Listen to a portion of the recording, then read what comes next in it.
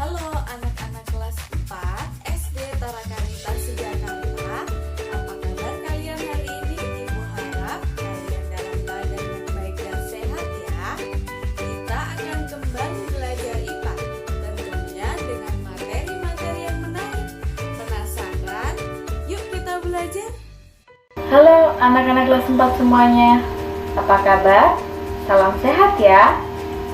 Sebelum kita memulai pembelajaran hari ini, kita semangati dengan salam Tarakanita dulu ya. Salam Tarakanita, satu hati, satu semangat, Tarakanita, yes! Kita akan belajar apa ya hari ini? Untuk mengetahuinya, kita lihat tujuan pembelajaran dulu. Yang pertama, melalui penjelasan guru, anak-anak diharapkan mampu menyebutkan sumber bunyi yang terdapat di lingkungan dengan benar. Yang kedua, melalui PPT interaktif, anak-anak diharapkan mampu menjelaskan perambatan sumber dari bunyi dengan benar. Lalu yang terakhir, melalui arahan guru, anak-anak diharapkan mampu menyajikan laporan mengenai sifat-sifat bunyi dengan benar. Sudah siap untuk belajar? Ayo kita belajar. Minggu lalu kita sudah belajar mengenai bunyi dan bagian telinga. Kita hari ini akan belajar mengenai sumber bunyi. Apa itu sumber bunyi? Sumber bunyi adalah benda yang bergetar dan dapat menghasilkan bunyi. Semua benda dapat menghasilkan bunyi. Semua benda itu yang bisa menghasilkan bunyi disebut sumber bunyi. Ada yang bunyinya keras dan ada yang memiliki bunyi yang lemah.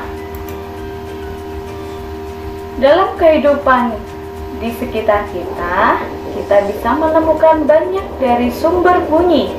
Misalnya, suara kita sendiri, tepuk tangan, suara siulan, dan anak-anak pasti tahu ya, sumber bunyi yang paling mudah ditemukan adalah alat musik. Kita lihat yang pertama ya. Kulit gendang akan berbunyi jika dipukul. Rongga suling akan berbunyi jika kita tiup. Lalu, senar rebab akan berbunyi jika kita gesek. Lalu ada senar gambus. Senar gambus akan berbunyi jika dipetik. Lalu, suara kita terdengar saat kita berbicara. Lalu, ada alat musik angklung. Angklung bisa berbunyi jika kita getarkan. Lalu, jika kita menepuk kedua tangan kita, maka akan terdengar suara tepuk tangan. Selanjutnya, kita akan belajar tentang sifat bunyi. Sifat bunyi ada 3. Yang pertama, bunyi dapat merambat. Yang kedua, bunyi dapat diserap. Dan sifat yang ketiga, bunyi dapat dipantulkan. Ingat-ingat ya anak-anak, sifat bunyi ada 3. Kita akan bahas sifat bunyi yang pertama adalah bunyi dapat merambat. Bunyi merambat melalui 3 jenis media. Apa saja? Bunyi dapat merambat melalui benda padat, cair, dan gas. Bunyi tidak dapat merambat di ruang hampa karena tidak ada media yang dapat merambatkan bunyi. Cepat rambat bunyi bisa kita lihat dari yang paling cepat ke yang paling lambat adalah melalui benda padat, cair, dan yang terakhir gas. Sifat bunyi yang kedua, bunyi dapat diserap.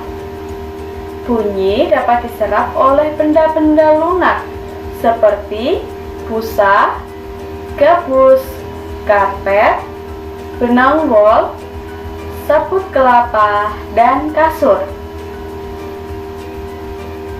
Bunyi dapat diserap ini bermanfaat agar suara dalam ruangan yang dilapisi benda lunak tidak dapat terdengar dari luar ruangan.